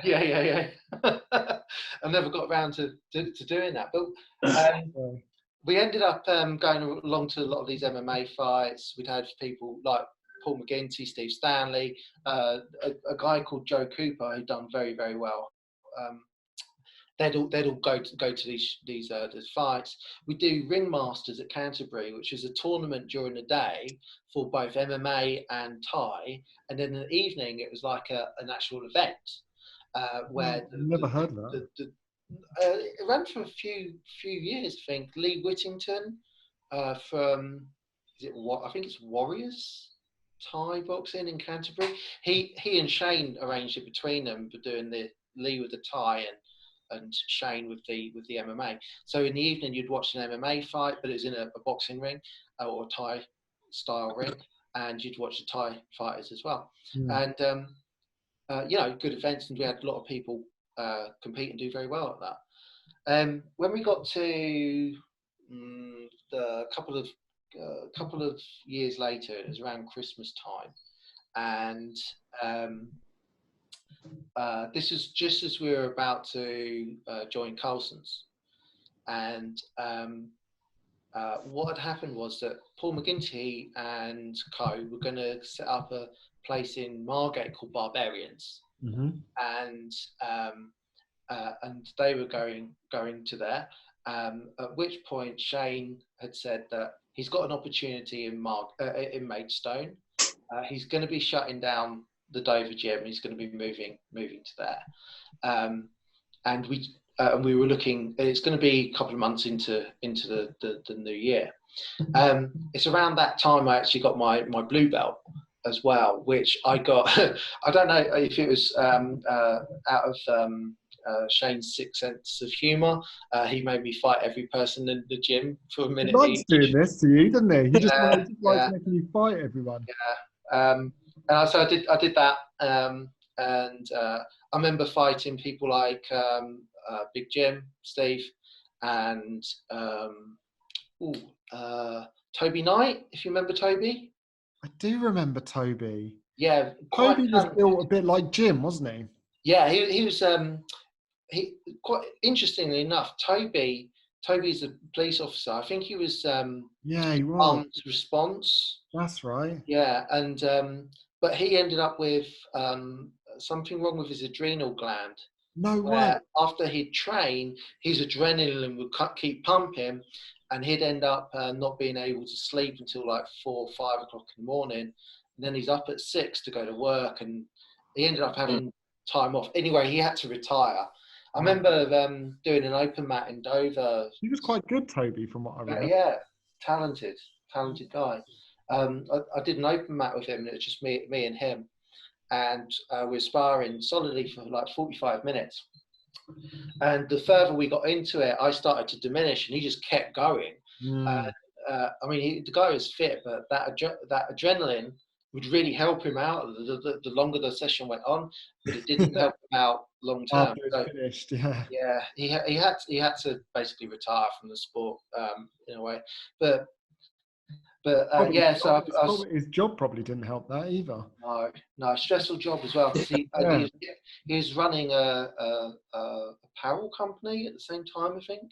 Oh right, bloody BJJ Locker, something like that, rings a bell. And he was getting married, and so he had a lot on his plate. So I think it all just came at the wrong time. But so I got my blue belt that Christmas just before we joined Carlson's, and I remember you coming down with Laurie and Jason Hills. Yeah. I hurt my shoulder really badly that night. I think I sprained my AC joint on my shoulder. I think I fell off someone's back. As I was classic white belt, trying to jump on someone's back, and I think I slipped off, and my shoulder went straight into the mat. And I couldn't even lift it up like that for like weeks. If it's any consolation, I remember you almost breaking my arm. I don't remember that. You had me in like this armbar was like from guard was like properly full on. Like got fingertips to it here, and I'm like going, can't tap, just got blue belt, can't tap. and I remember the time got called. I'm like, yes, got through that. Sorry, mate. Rubbing my arm. Spazzy white belt syndrome. I have to put everything on at 100%, or else I can't. I remember Laurie coming down, rolling with Laurie, and then I remember the same week I said when Laurie's down, I said, "Would I be all right if I come up to Ashford?" Now I can't remember what night this was on, but I turned up at the next time that Ashford was on at the churchyard. Church hall. And it took me ages to find it. Because it was hidden. I remember it took me ages to find it my first time as well. I was on my way back to the car when I looked up at this window and saw Colson's patch at the window, and I was like, right. So I headed back up the path and found my way in, and walked in, and I apologised to Laurie for being late and whatever, saying I couldn't find it. And I jumped in the class, really enjoyed the class, and then welcoming the visitor. Laurie did what Laurie should do, and he basically had me roll with him, then the next highest grade, and then the next highest grade, and the next highest grade. So I remember that was the first time I met Warren, who spent the entire night footlocking me. And then who was it? Was it? I think it might have been Steve Ladley, but I also met Piotr. There was another Polish guy. Giants. They're all yeah. But anyway, I love reminiscing about it. It was damn hard work, and to be perfectly honest, at that time, I started realizing this is what the Carlson guys are about. It's about the smash, and although that's still not necessarily my style, I know a lot more about it now that I can put into my game. I went back a few times, and I know a couple of other people that went there, got from the Dover end, that got smashed up as well. And I remember seeing a friend of mine. It's just like different training, though, isn't it? It's not like it's just hard. It's just hard, like fighting. Like it's just tough. It's just. Exactly. I think that's kind of Nick kind of mentioned it before, like when he went to a trip in Poland and they were like asking where he trained, and he was like, "Oh, I train at Carlson," and they're like, "Oh, Carlson Gracie." They're like, they know it, they know it as hard training. Like that's it. But it's good because we get told that you train like you're in, like when you're back in Brazil. That's how it needs to be. But yeah, it's like a friend of mine actually posted up on Facebook after he came up on the train and to train with you guys, and then I remember him posting up, who ate all the steroids?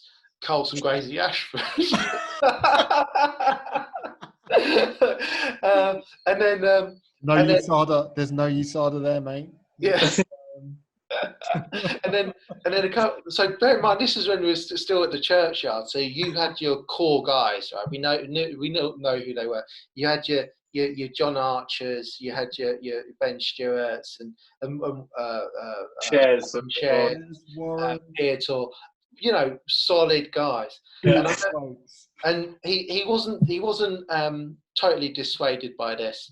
And he went back, and he came back, and I see his post come up on Facebook, and it said, he said, Ken 0, Carlson Gracie Ashford 2. But then we moved to the Alsa gym, which you remember the Alsa gym in Maidstone. Yeah, I do. Yeah, it was in that office building. Yeah, so it was a weird layout, wasn't it? Because it was literally like offices. Yeah. Oh, Shane and that were really good to me there because they actually gave me one of the offices to work from. Right. Okay. So I didn't do it every day. It was a massive place, wasn't it? Because I remember when we came in, like Shane took us around and showed us around, and was like, he kind of had like big plans for the place, and it could have been absolutely amazing. But I imagine it was so big that the rates probably weren't that cheap. So it's just something that. I don't quite know what happened. I don't know what happened. I know that the financiers of it didn't want to continue with it. So right. Okay. But I mean, at the time, it was like the pinnacle of mixed martial arts training centers. That is exactly what you expected. So you had all the cardio equipment and that. Then you'd walk through, and there was weights equipment. That's right. And another room which was Dojo 1 or something like that. Yeah. On the next floor up, you had some of those offices, and then you had like a kickboxing room, which had, again, I think it had 2 mats, and then the bags hanging up. That's right. Yeah. And then on the next floor up, you had the cage. I don't think I ever went up to that 3rd floor. I think I saw the 2nd floor. But maybe you did show me, but I just can't remember. Yeah, but that was on the 3rd floor. That's how big the place was, and they gave me one of these offices that I could go and work from. So what I'd do, couldn't do it every day, but I'd once a week at least, I'd actually go up there. I'd work in the morning, then do the lunchtime class, work in the afternoon, then do a bit of sparring. That's cool. That's the dream, mate. That's what you want. And then work a bit more, do the early evening class, then go home for dinner. Yeah. So it was a full-on day. It was a full-on day, but made it. The appeal to go there. Yeah. It was always going to be there. Yeah. And I couldn't get that amount of training. I think I was doing something like 9 hours worth of training a week. Yeah. Whilst working full time as a as a dad as well, you know, doing a parent thing too and husband thing too. A good opportunity. That's awesome. Yeah. But like I say, I went on holiday, and when I got back, Steve told me that they decided not to fund it anymore, so we had to close down. And that's when we moved to the Ironworks gym, which is also in Maidstone, which is a bit smaller. I don't think I ever went there, to be honest. Oh no? Oh, okay. I don't think I ever went to the Ironworks gym. Yeah. So basically, it was a proper meathead gym. Right. Yeah, meathead gym, and then they had like a mezzanine level. Yeah. And mats went on there. We had a bit of cage wall across, and I did go there. Yeah, I did. Yeah, I'd be surprised if you didn't, because we were there for a good 3 years or so. Yeah, I did go there. Yeah. Yeah, and I remember the cage bit, because you had like the cage wall, didn't you? That's it. Yeah. On the mezzanine. Yeah. Do you remember? I think it was something like about 60 square meters, so it wasn't huge. Yeah, big place. But, I remember you had a Brian Ebersole down there for a seminar there as well, didn't you? And Clark Gracie as well. Did you have Clark Gracie? I remember you had Clark Gracie. You had Clark Gracie in the one in the office building, because I went to that one. We had him at both actually. Yeah, Dickie brought him down to the one at Ironworks as well. What a cool seminar! That's awesome. Yeah.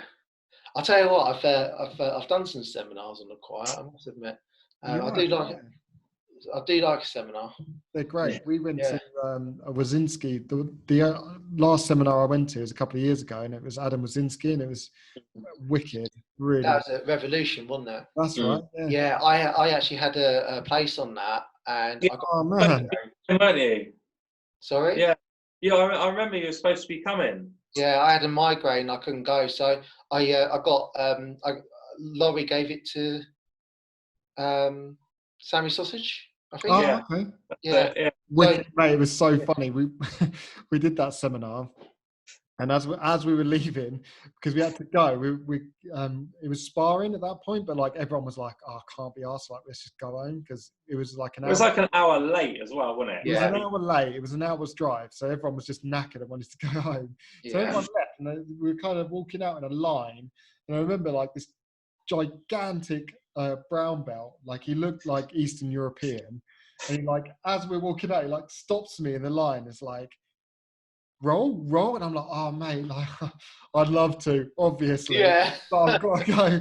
But like we're all leaving now, so like I don't want to hold anyone up. So I was like, sorry mate, like I can't. We're leaving. I left. We got in and we started changing. I think by this point I'd probably taken my gi jacket, just about started to take my gi trousers off. And Sammy Sausage walks in and he's sweating, like absolutely pissing with sweat. And he's like, yeah, some brown belt stopped me, so I like footlocked him. About 3 times now. You're like, what? He's like, yeah, done now, mate. It's like, man, what the hell?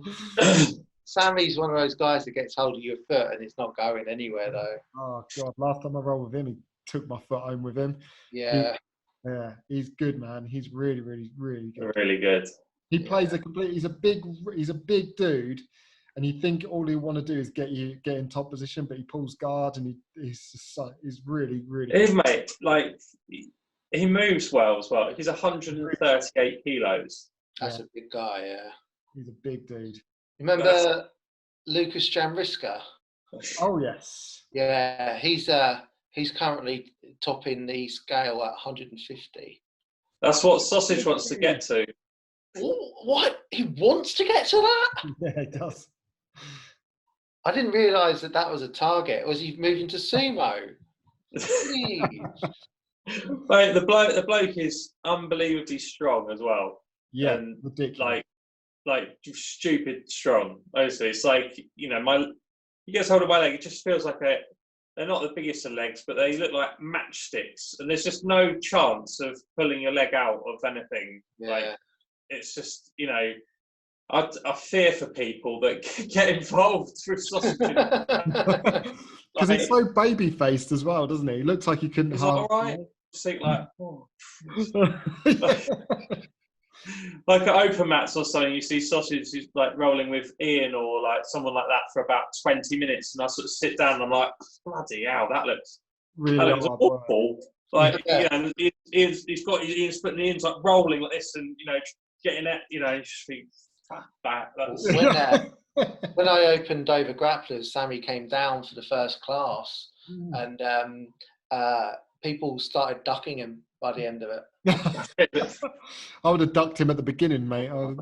Well, actually, funny enough, he was my first roll. I ended up turning the wrong way out of a Kimura and fucked my shoulder up. Oh, I was just like, well, at least it's not my foot. It's like, I know he got the Kimura. I said, but I injured myself on that one. But isn't that always the way, you know? It's normally me injuring me in jiu-jitsu rather than someone else doing it. Yeah, generally. Yeah. I'm gonna have to go and have my dinner. You're out of it, mate, are you? I'm gonna have to have my dinner. Otherwise it's gonna get thrown on the floor, I think. By the looks of things. Okay, so let's wrap this up. So we'll continue this. We'll do another one.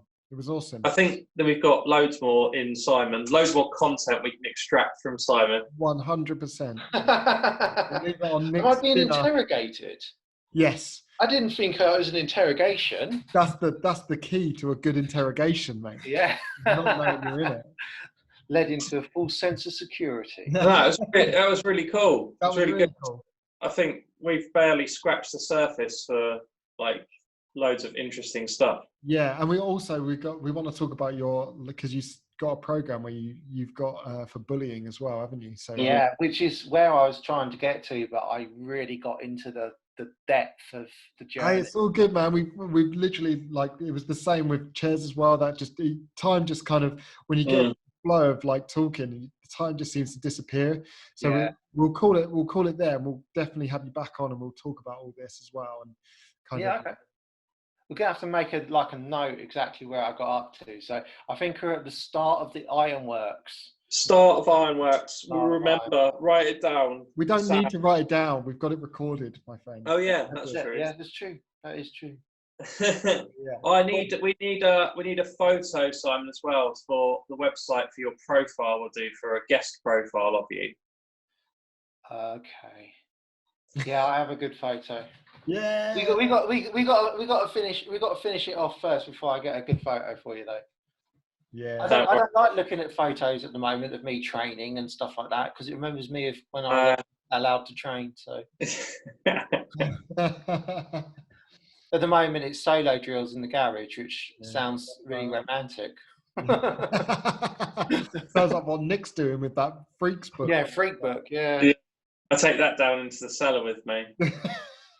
Do some solo drills. Rocking. Right, guys. Awesome. Thank you very much, Simon. Thanks for coming. Right. Very welcome. Cheers, guys. Yes. Cool. I shall catch you later. See you later. I don't know how to do this. Right, I'll end it. Right. Okay, guys. Catch you later. Hey, dude. Bye. Cheers. Bye.